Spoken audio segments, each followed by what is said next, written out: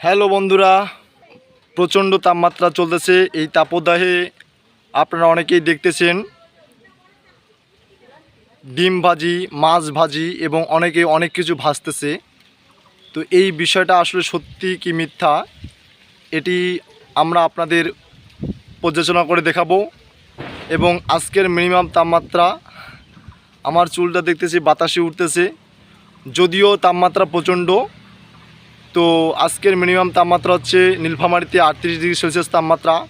তো এই তাপমাত্রায় আসলে ডিম ভাজা যাবে কি যাবে না সেটা আমরা আপনাদের অথেন্টিক্স এবং রিয়াল এবং সঠিকভাবে পর্যালোচনা করে দেখাবো।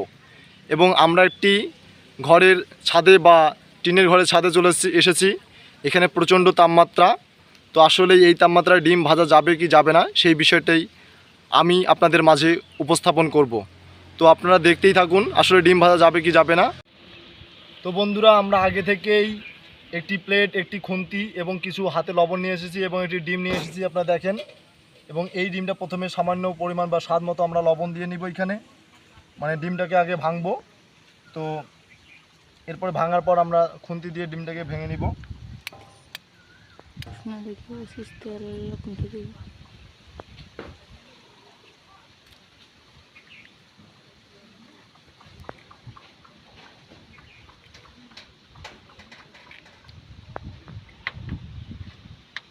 আমরা দেখেন বন্ধুরা, আমরা ডিমটাকে নিয়েছি, এই ডিমটাকে সুন্দর করে এখন নাড়ানি দিব।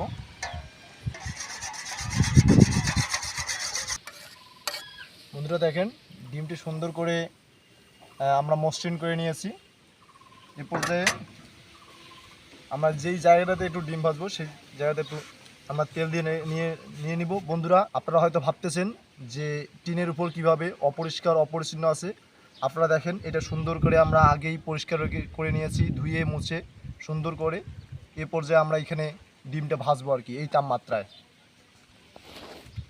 তো প্রথমেই আমরা এখানে তেল দিয়ে নিব সামান্য পরিমাণ।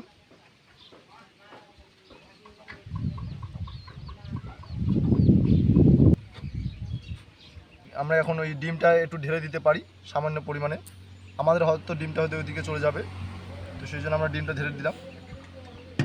বন্ধুরা দেখেন আমাদের ডিমটা কীভাবে পালিয়ে যাচ্ছে বন্ধুরা, আমাদের ডিমটা পালিয়ে যাচ্ছে গড়গড়িয়ে সামনের দিকে, গড়ুগুড়ি পায়ে সামনের দিকে এগিয়ে যাচ্ছে। আমাদের ডিমটা পালিয়ে যাচ্ছে আমি আটকাতে পারতেছি না বন্ধুরা। দেখেন কিভাবে পালিয়ে গেল।